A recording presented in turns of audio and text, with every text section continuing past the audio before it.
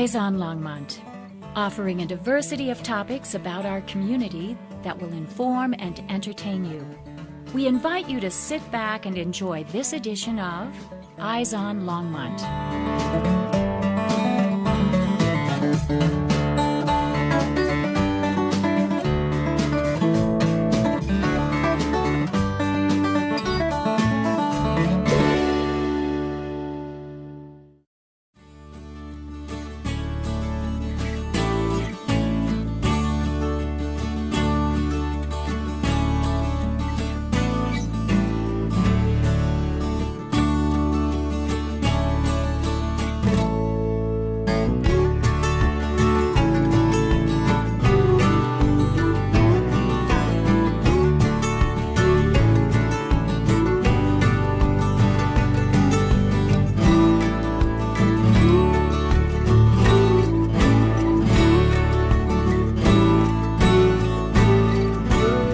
Hi, I'm Janet Cooley, and welcome to my home, and please come in and see my Occupied Japan collection.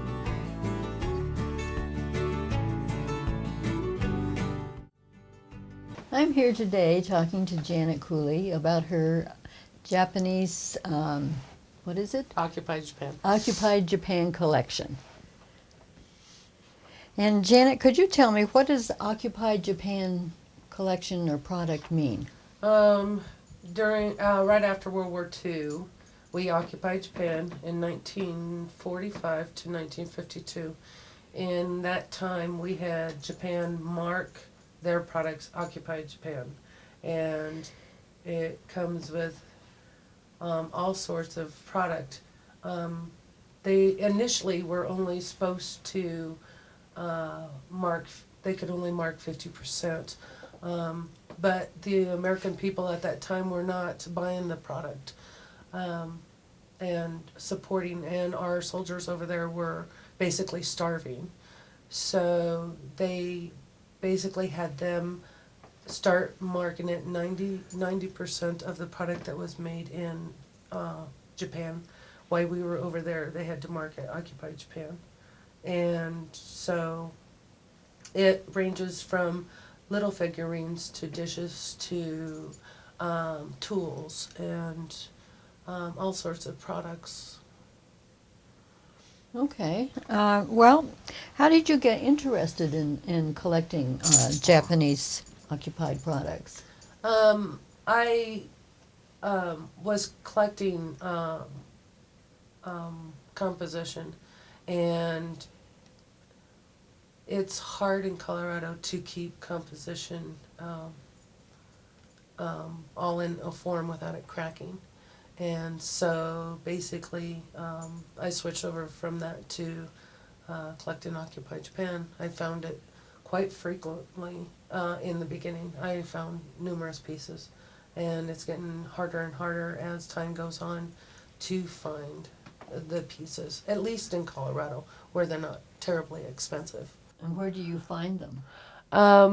Actually, I find them at antique stores or antique roadshows, and I found them in different states. I think my furthest piece is North Carolina. I've picked up pieces in North Carolina and brought them back. Back east, it's a lot easier to still find them in antique stores and stuff. But now here, little tiny pieces are getting really expensive, and they're more expensive than their value of them. So I used to buy every piece I came across. Now I bypass pieces because of the price and how some of the pieces now are being marked with stamps, and you can rub them off. And so they're not real Occupied Japan, or people are putting clear fingernail polish on after they stamp them. They put clear fingernail polish, so you'll have a mass of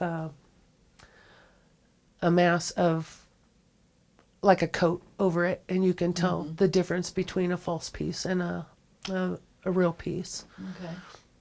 Well, you said you've been to North Carolina, and so obviously you've traveled looking for these, but how do you know that you're going to find them in these other states?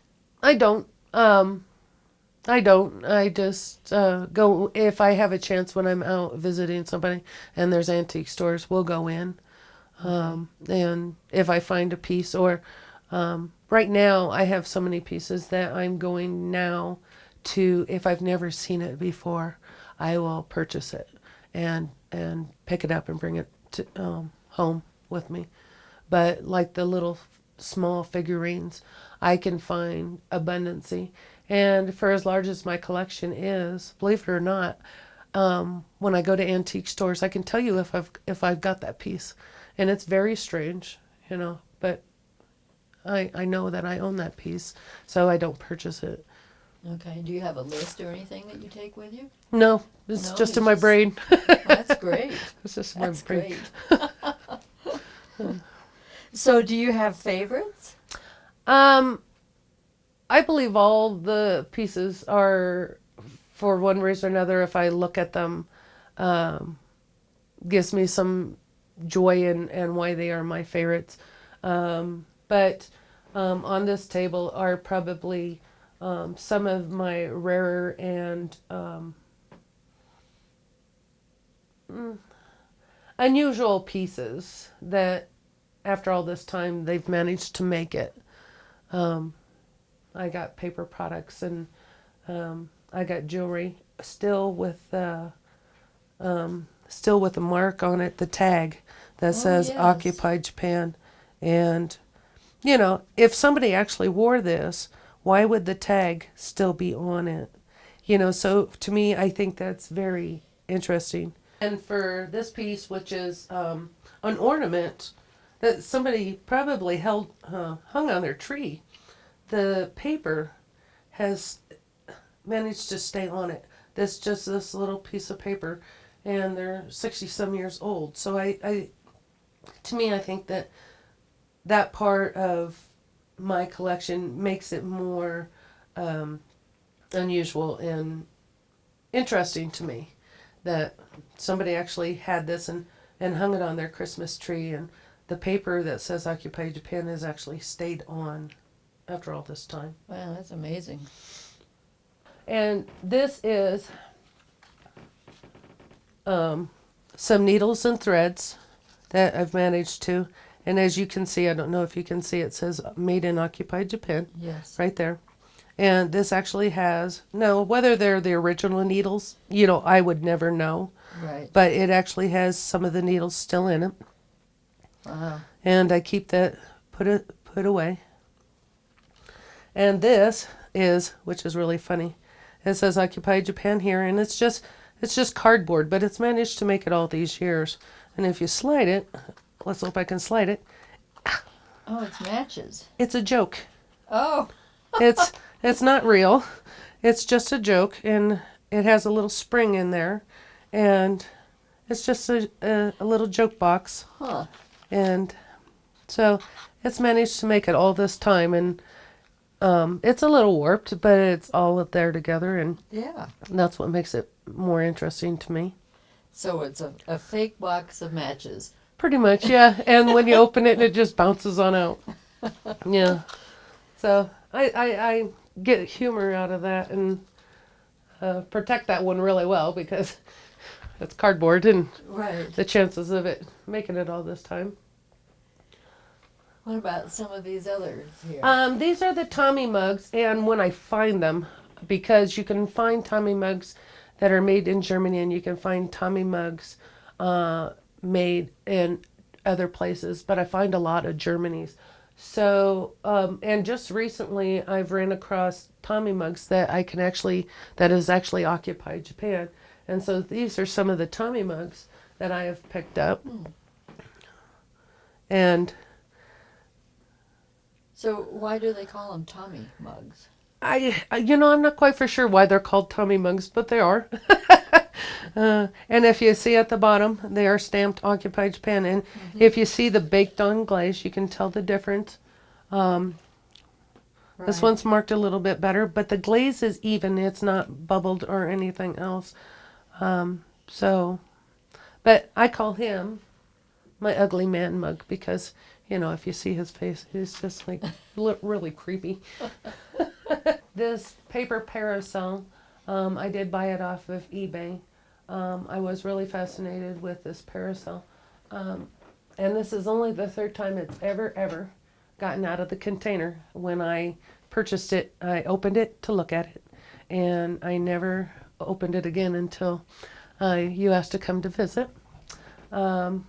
If you see on this stamp right here, which looks like a little pop can, and what I would consider a pop can, it is marked Occupied Japan, but it is basically paper and I believe bamboo, and it is almost perfect. There are some holes in it, and there is a stain right here, but I'm just amazed that paper has made it this long. Yes, it looks like it's very fragile.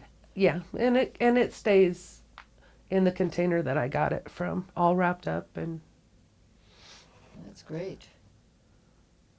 I can see a Japanese lady with that over her head. yeah. Okay, now I'm going to fold this one real quick for you because I won't be able to get to the other pieces without breaking that. So these are vases, and as you see, this is an incense burner, and I will hand that to you. Okay. And I will take the larger vase. Now, these are what I call a dragon vase, and as you see, it has a dragon marked. As much as I would like to find other pieces, I've never found any other pieces other than marked Japan. And so I will not purchase them. These are the 3 pieces that I have marked, that are marked occupied. And I would like to find more of these black dragon pieces, but have always had a hard time finding them. I can see that they're raised on there. Yeah, they are raised, and I don't know if this is harder to find because of the black dragon, but I just have not found many more pieces than this. And if you look at the stamp is a little bit different. It says hand painted, made in occupied Japan, and then there's a flower. Now, sometimes if you look on the internet, this one has a flower. Yes. And you can find out sometimes the manufacturer would put a different design on them so you can track down like the flower pattern or stuff. And you can definitely do that with the dish sets. Okay. and look them up. So you said that tells the manufacturer then? Sometimes, yes. See, this one's, I can't read it. But this one has a different stamp. So I would say that this product and that product and this product were made in different factories. They were not made in the same factory. Okay. Huh. And that's just my assumption. But they're just stamped differently. And if you'd like to see that. This is a incense burner. My next pieces are, this is what is a candy dish, and I'm not going to be able to turn this over. It's full of old money. Okay. It is what I would consider a cobalt blue, Okay. and that's a candy dish. That's heavy. Yes, it is very heavy, and it's metal. And I also have a lighter, which, believe it or not, I actually, not this one, actually put lighter fluid in it, and I actually got one to work, and I have numerous, but I only have this piece and that piece that are the cobalt blue. Okay. That is actually the glass. These are not a pair that go together. I just put them together because they're both made out of the blue glass. Is the cobalt blue rarer than? I haven't seen any other pieces than the 2 I have that are the glass blue. Okay. Like I said, I have stopped looking. Once I got my dish set, I knew that my collection was complete.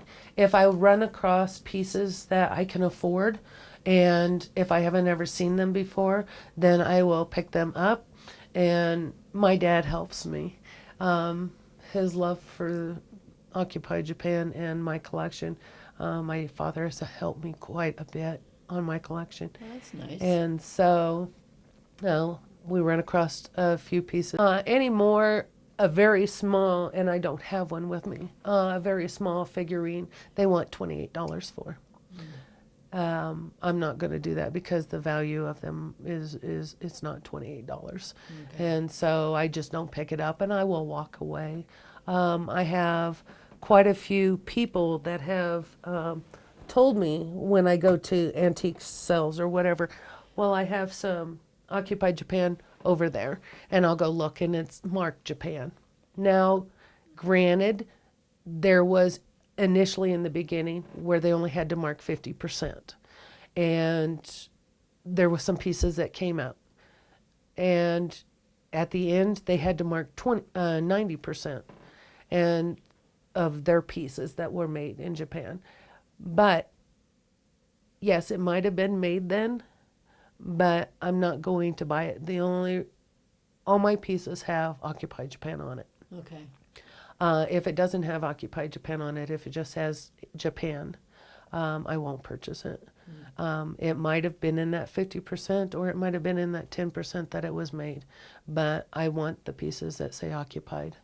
That way I know that it was made there. Right. So if it doesn't say that, then you don't have any way of knowing that it actually was made at that time. Correct. It could have been made after we gave back and no longer occupied Japan, so that's why I just don't purchase it.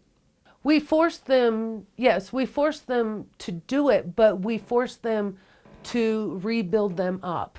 It was, and Americans had a problem with it just as much as the Japan did because they marked it occupied Japan and nobody was buying it here in the States. Even though we occupied it and there were soldiers over there and they were starving, we weren't purchasing it. So they were winding up sending it back to Japan. And we had to make them market more so our soldiers weren't starving to help them rebuild. So yes, it was an embarrassment to them, but at the same time, Americans had problems with it too. And I purchased this tablecloth and napkin, and it's basically flawless. And I put it inside this case to keep it basically flawless and keep it clean. Protect it. Yeah, to protect it. So, well, this is one of my rarest pieces, and I wanted to show that off. I bought this at a garage sale for $90. In all the time I've been collecting and the books that I own, I have never seen this piece. Now, out of one of the books that I own, I wrote to what I believed was an author, and I took a picture of it, and I asked him if he had ever seen this. Now, it is a necklace, and it is 2 sets of earrings, and it is, 7 buttons. And it's all the gods, and down here is a piece of paper that came with it that tells you what all the gods represent. And I don't know if it happened when I bought it or if in time we just come up with a fairy tale, but to me it's a nice fairy tale, so I'll stick with it. And because I've never seen this, they believe, or I was told that they believe, that this was made for some sort of princess during her wedding, and this is what she wore. So she'd have the 8 buttons, and she'd have the earring and then the necklace as she walked down the aisle. Oh. And I can't remember whether we just made that up or if the lady at the garage sale had told me. But for me, this is one of my rarest pieces because it's never been seen before. And I would like to show it off, find out the value of it. But it's pretty interesting, and they are glass, by the way. Oh, wow. But it is very protected in this case. Okay. Old. Yeah. And I believe that what they say is right now it's a collectible, and after 100 years it'll be an antique, and I won't be here when it becomes an antique, but my kids will. And right now I have 2 daughters, and they can choose to divide the collection and keep half for each one of them, or one of the other ones can take care of it. My boys have picked out certain pieces that they have enjoyed and like. This goes to my eldest son because he likes the black dragon. So my eldest son has picked that, and so that'll be left to him. How do you put a value on your collection or on your pieces? Well, I don't really. These are some books that I have found, and they're marked Occupied Japan. And there are certain series, as I have 5, 4, and I don't know if I have 1 or 3. But all these books have been made very long ago. And some of the pieces, as you see, the tabs that I do have, but basically these are old. Okay. So what value they say is now is not necessarily what it is now. Okay. But yeah, these are the books that I have, and I've ran across these every now and then. So, and then I mark them, and maybe one day when I have time, I'd like to get somebody in here and we can mark down the pieces. And I mean, I might not have enough for a whole book, but it's a good start. Yeah, you've got a lot. So But if you collect, have fun and enjoy like I have. well, that's good.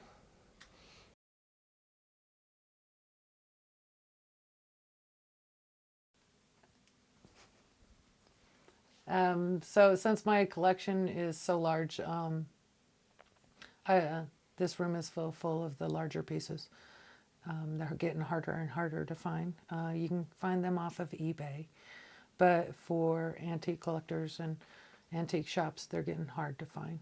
I got 3 sets of lamps and is looking for a 4th set for my collection. The Tommy mugs are hard to find. I have found most of my pieces back east. I do not believe I found anything here in Longmont for what I call the Tommy mugs. The cottage collection I did purchase off of eBay. I have 2 sets. I consider myself pretty lucky because I have a 1 complete set of the cottage collection, which is a teapot, a pitcher, cream and sugar, and butter dish, and a cookie jar. The cookie jars are a wicker and is very hard to find with the actual wicker handles.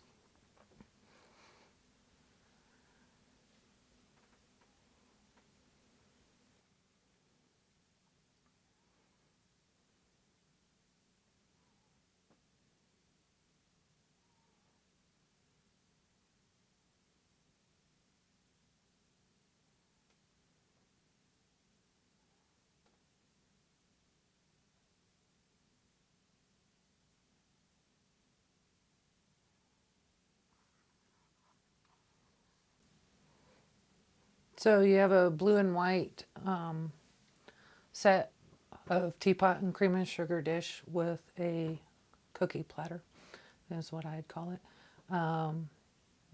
Certain pieces are getting harder and harder to find, and the blues are getting hard to find. As you go down are the children's tea sets and tea dishes that kids used to play with. And on the next level is what I would consider a red bird teapot and sugar dish and salt and pepper shaker. And you consider yourself lucky when you find the lids, because lids got broken all the time. So to have complete sets is a good find for me. And on the bottom is little serving dishes and a book of occupied Japan. Up on the top shelf is salt and pepper shakers. I have very few of those. And as you go down is a set of dishes. I always said that my my collection would be complete if I managed to get dishware. And I've gotten 3 sets now, and I still collect.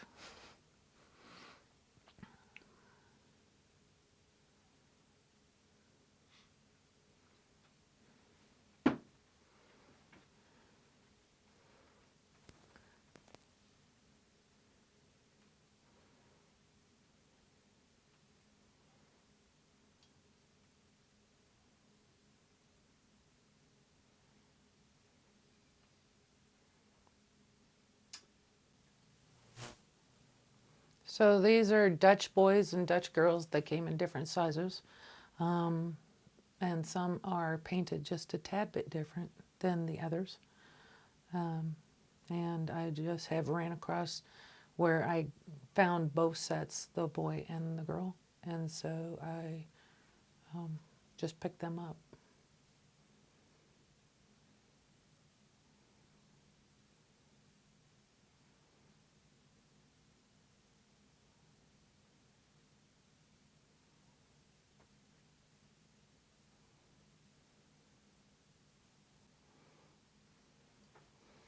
So that is my 3rd set of dishware. It is not a complete set. It's missing the coffee cups and a lot of the larger dishes. And then there is another cottage, and it does not have the wicker handle. On the top shelf are what I consider little sitters, and they sit on the edge of shelves.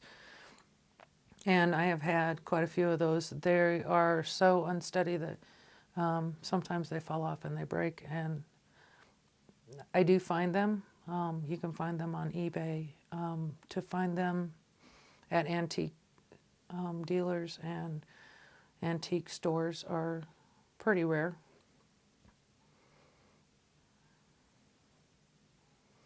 All the smaller figurines, these are the ones that you can pretty much find in abundance. I have quite a few smaller figurines.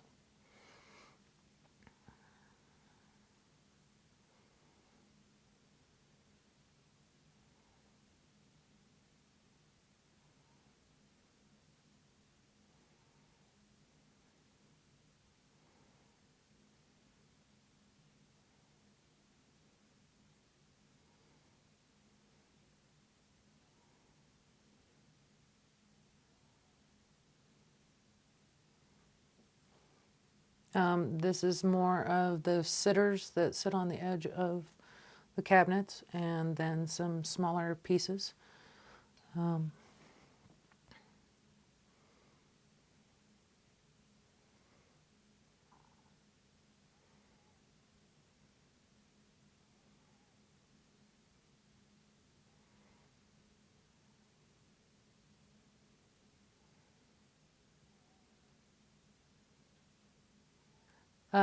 On this shelf are some still smaller pieces of occupied Japan, a creamer dish, and cups and saucers. On the 2nd shelf there is a sake dish. Most of them are just cups and saucers, matching cups and saucers. So.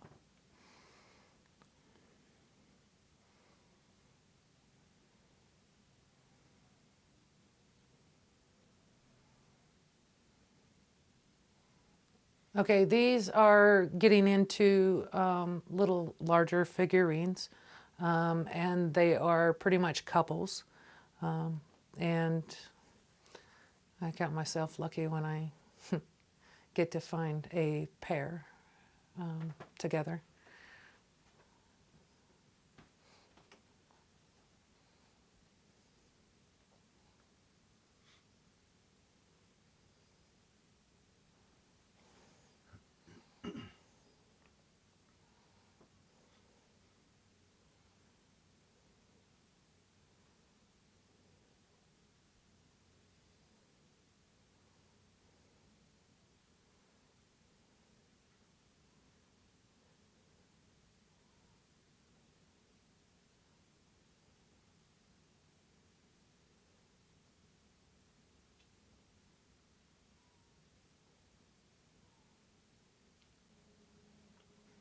And I got this sewing machine off of eBay, and I was really excited because it is Occupied Japan, and it comes with a lid, and if you lift it up, there are some extra pieces, needles and belts to make it work, and I was really excited to get that piece. On the upper shelf is what they called cameras, and actually if you would pop one open, they are little kids' trick cameras. And also 2 sets of Occupied Japan opera glasses. I have 6 cameras, and they are made out of paper.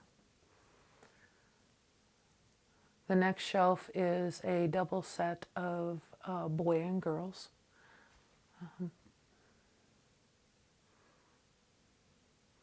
The third shelf is what I consider my Oriental collection of boys and girls, and a little sake cup. On the fourth shelf is probably the dolls in the back are my largest pieces, and large pieces are hard to come by, very large pieces.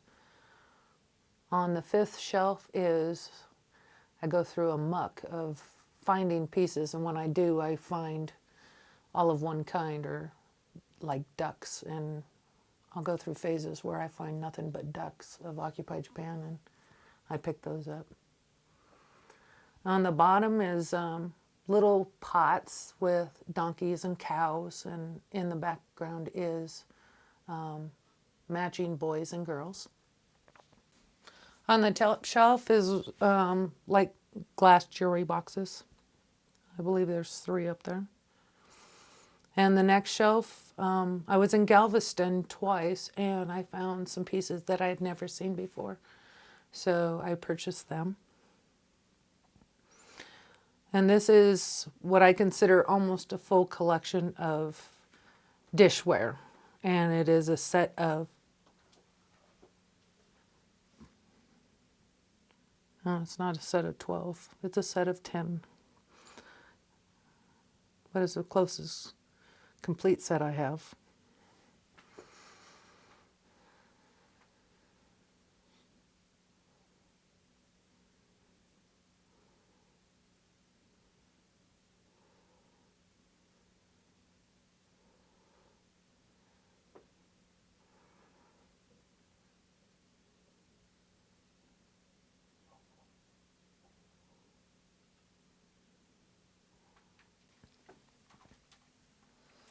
On the next 2 shelves are my larger vases of Occupied Japan.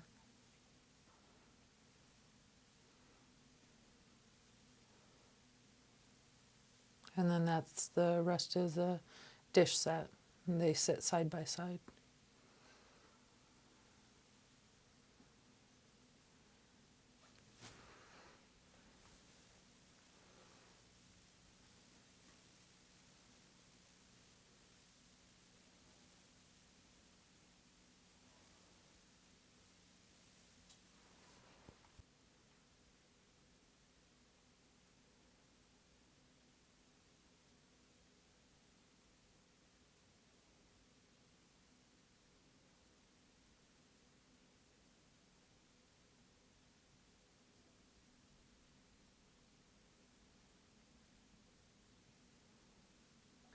These are from small to my larger, what I call Tommy mugs.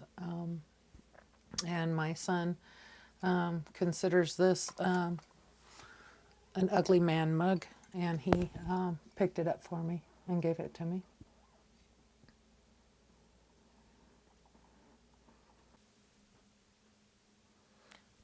These are just wall plaques, and they're matching sets, man and woman, and I've collected one for each of my children.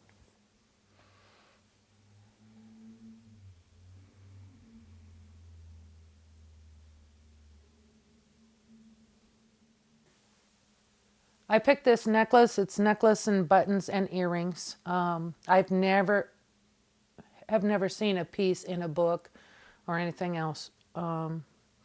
I bought it at a garage sale for $95. It's probably one of my most rememberable pieces, because one, it's all together and they're little porcelain. And I was told that maybe it was made for a princess that was getting married. In any book I've never seen.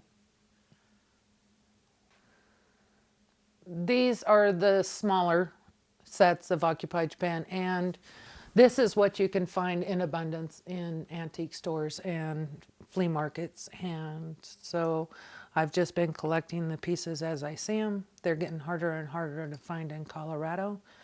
There's a lot of fake pieces out there, and you have to watch what you purchase now. And so if I find it, I collect it and keep it.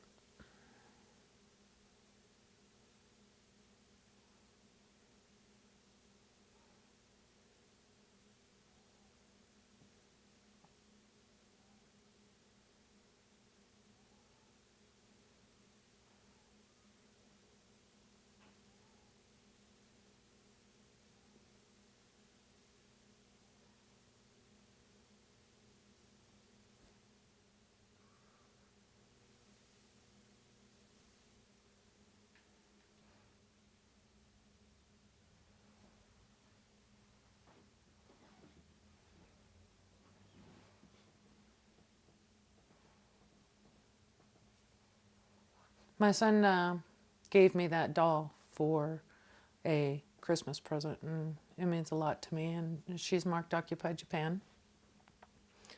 On the next shelf is a man and woman bust, and Longmont had an auction, and they advertised that it was one of the largest Occupy Japan collection they had ever put on auction. So I went there and I picked up quite a few pieces that day.